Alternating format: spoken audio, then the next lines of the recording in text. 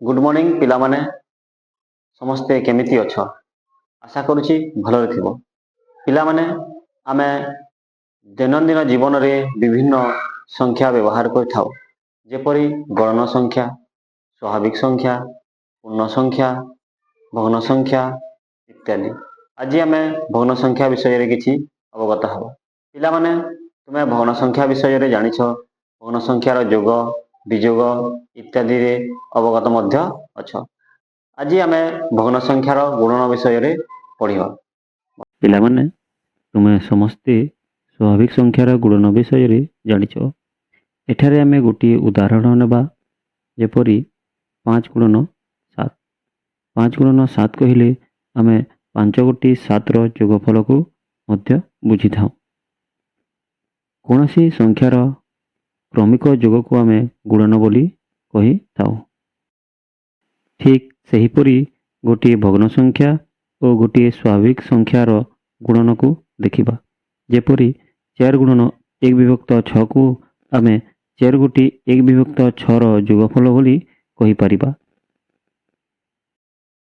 पिला माने वर्तमान तुमको गोटे चित्र दिया जायछि तुमे देखुथिबा चित्र रे गोटे पिज्जा को समान 6 भाग रे भाग करी दिया जायछि सही समान 6 भागरु गोटे भाग को अलगा करि नेबा ठीक सही परी आहुरी 3 गोटी भाग को आमे अलगा करि नेबा जहा कि पिज्जार समान 6 भागरु एक भाग लेखाएं हेबो अर्थात पिज्जार 1 विभक्त 6 अंश मध्यरु आमे 4 गोटी 1 विभक्त 6 अंश को अलगा करि नेबा अलगा करि नेइतिबा पिज्जा खंड गुडी को आमे जदि गोटी प्लेट रे रखिबा ताहेले किपरि हेबो आसो देखिबा समस्त पिज्जा खंड गुडी को आमे एपरि गोटी अलगा प्लेट रे रखिबा अलगा करि नेइतिबा समस्त 6 समान भागरु एक भाग को आमे गोटी स्थान रे रखिबा जहा कि 4 गोटी 1 विभक्त 6 अंशर जोगफल बोली मध्य कहि परिबा अर्थात ताकू आमे 4 गुणन 1 विभक्त 6 बोली कहि परिबा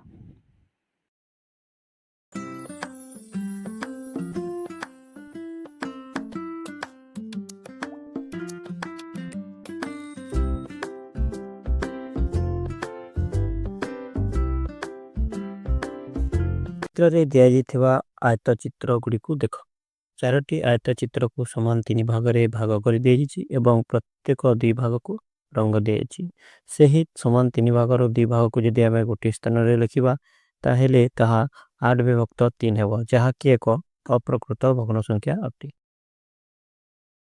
वर्तमान आमे 2 गोटी भग्न संख्या रो गुणन विषय रे जानिबा आमे गोटी आयताकृति कागज खंड को नेबा ताकू आमे प्रथमे 2 भाग करी मोड़ी देबा मोड़ा जाइथिबा अंशटी कागजर 1 विभक्त 2 अंश बोली धरिबा एही 1 विभक्त 2 अंश को आमे पुणी 3 भाग करी नेबा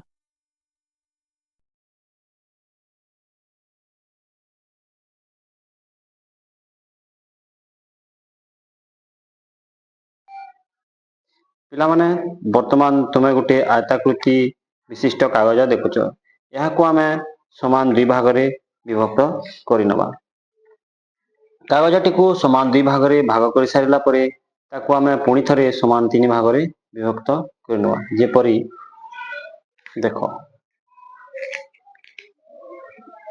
वर्तमान कागजटी समान 3 भाग रे विभक्त होई गला एबे एही समान 3 भाग रु आमे गोटी भाग को रंग दे देबा जहा को आमे चिन्हित करूछि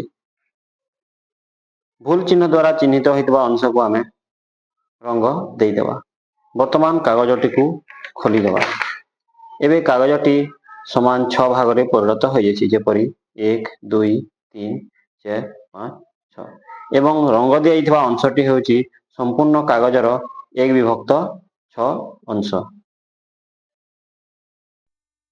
मोड़ा जाइथिबा कागजटी को जदि आमे खोली देबा ताहा किछि एपरि देखा जिवो जेपरि कि चित्र रे देखा जाउछि वर्तमान कोहत पिला माने कागज खंड उपरे थिबा भांग दाग गुडी को द्वारा कागज खंडटी କେତେ ସମାନ ଭାଗରେ ପରିଣତ ହୋଇଛି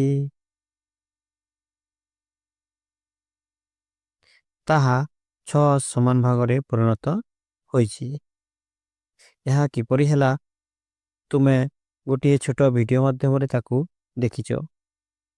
ତୁମ ପାଇଁ ଆଉ ଗୋଟିଏ ପ୍ରଶ୍ନ, କାଗଜ ଖଣ୍ଡର ରଙ୍ଗୀନ ଅଂଶଟି କାଗଜ ଖଣ୍ଡର ସମାନ କେତେ ଭାଗରୁ କେତେ ଭାଗ? ଏହା ହେଉଛି ସମାନ 6 ଭାଗରୁ 1 ଭାଗ।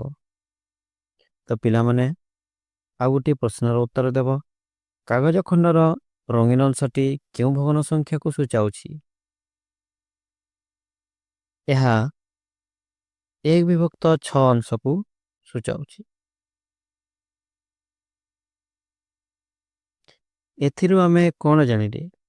ଏଥିରୁ ଆମେ ଜାଣିଲେ ଯେ କାଗଜ ଖଣ୍ଡର 1/2 ଅଂଶର 1/3 ଅଂଶଟି ହେଉଛି ସମ୍ପୂର୍ଣ୍ଣ କାଗଜର 1/6 ଅଂଶ, ଅର୍ଥାତ୍ 1/2 ଗୁଣନ 1/3 ଯଦି ଆମେ କରିବା ତାହେଲେ ଗୁଣଫଳ 1/6 ହେବ। ବର୍ତ୍ତମାନ ତୁମ ପାଇଁ ଗୋଟିଏ ପ୍ରଶ୍ନ ଅଛି, ତାକୁ ତୁମେ ସମାଧାନ କରିକି ଦେଖାଅ। ପିଲାମାନେ, ଆସ ଏବେ ଗୋଟିଏ ପ୍ରକୃତ ଭଗ୍ନ ସଂଖ୍ୟା ଓ ଗୋଟିଏ ଅପ୍ରକୃତ ଭଗ୍ନ ସଂଖ୍ୟାର ଗୁଣନ ପ୍ରକ୍ରିୟା ବିଷୟରେ ଜାଣିବା।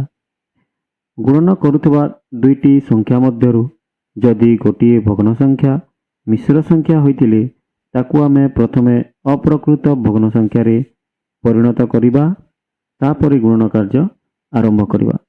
ଯେପରି ଏହି ଗୁଣନ କ୍ରିୟାକୁ ଦେଖ। ଏହା କିପରି ହେଲା ଆସ ଜାଣିବା। ମିଶ୍ର ସଂଖ୍ୟାଟି ହେଉଛି 4/1/2 ସମାନ 9/2 ହେଲା। ତ ଏହାକୁ ଆମେ କିପରି କରିବା? ପ୍ରଥମେ ହର ଓ ପୂର୍ଣ୍ଣ ସଂଖ୍ୟାକୁ ଗୁଣନ କରିବା। ଗୁଣଫଳ ଯାହା ହେବ ତାକୁ ଲବ ସହିତ ଯୋଗ କରିଦେବା ଏବଂ ଯୋଗଫଳକୁ ଲେଖିଦେବା। ତାପରେ ହରକୁ ସେହି ପୂର୍ବରୁ ଯେଉଁ ହର ଥିଲା ତାକୁ ଆମେ ଲେଖିଦେବା।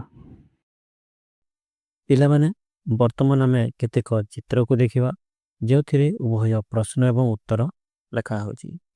ତୁମେମାନେ ଚିତ୍ରରେ ଦିଆଯାଇଥିବା ପ୍ରଶ୍ନକୁ ଭଲ ଭାବେ ଦେଖିବ ଏବଂ ତାହାର ଉତ୍ତର କହିବାକୁ ଚେଷ୍ଟା କରିବ। ପ୍ରଥମ ଚିତ୍ରରେ ଦିଆଯାଇଥିବା ପ୍ରଶ୍ନ ହେଉଛି 4x1/5 ଏବଂ ତଳେ 4ଟି ସମ୍ଭାବ୍ୟ ଉତ୍ତର ଦିଆଯାଇଛି। ସେହି 4ଟି ସମ୍ଭାବ୍ୟ ଉତ୍ତର ମଧ୍ୟରୁ ଠିକ୍ ଉତ୍ତରଟିକୁ କହିବାକୁ ଚେଷ୍ଟା କର।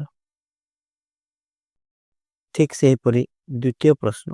ଦ୍ୱିତୀୟ ପ୍ରଶ୍ନର ଦେଖାଯାଇଛି 1/3 ଗୁଣନ 1/5, ଯାହାକି ଦୁଇଟି ଭଗ୍ନ ସଂଖ୍ୟାର ଗୁଣଫଳ ଆମେ ପୂର୍ବରୁ ପଢ଼ିଛୁ। ଏଥିରେ ମଧ୍ୟ 4ଟି ସମ୍ଭାବ୍ୟ ଉତ୍ତର ଅଛି। ଠିକ୍ ଉତ୍ତରଟିକୁ କହିବାକୁ ଚେଷ୍ଟା କର।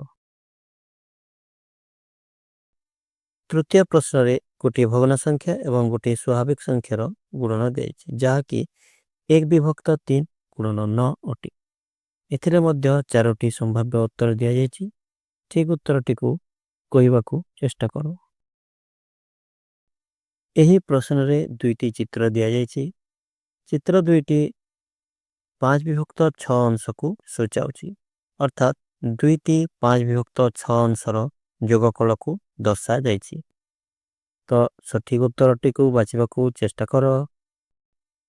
ଏହି ପ୍ରଶ୍ନରେ ସଂଖ୍ୟା ରେଖା ଦ୍ୱାରା ପ୍ରଶ୍ନ ପଚରାଯାଇଛି, ଯେଉଁଠାରେ କି ସଂଖ୍ୟା ରେଖାରେ କିଛି ଭଗ୍ନ ସଂଖ୍ୟା ଗୁଡ଼ିକୁ ଲେଖାଯାଇଛି ଏବଂ ଉପରେ ଦୁଇଟି ଗାର ଟାଣି ଚିହ୍ନିତ କରାଯାଇଛି। ପ୍ରଥମ ଗାର 0 ଠାରୁ ଆରମ୍ଭ ହୋଇ 2/5ରେ ସରିଛି ଏବଂ ଦ୍ୱିତୀୟ ଗାରଟି ପୁଣି 2/5ରୁ ଆରମ୍ଭ ହୋଇ 4/5ରେ ଶେଷ ହୋଇଛି। ଏଥିରୁ ଆମେ ଜାଣିବାକୁ ପାଉଛୁ ଯେ ଦୁଇଟି 2/5ର ଯୋଗଫଳ ଅଟେ। ଏହାର ଉତ୍ତର ମୁଁ ତୁମମାନଙ୍କୁ କହିଦେଉଛି। ଏହାର ଉତ୍ତରଟି ହେଲା 2 ଗୁଣନ 2/5।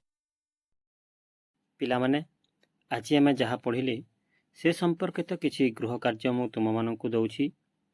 ତୁମେମାନେ ତାକୁ ଘରେ ସମାଧାନ କରିବାକୁ ଚେଷ୍ଟା କରିବ।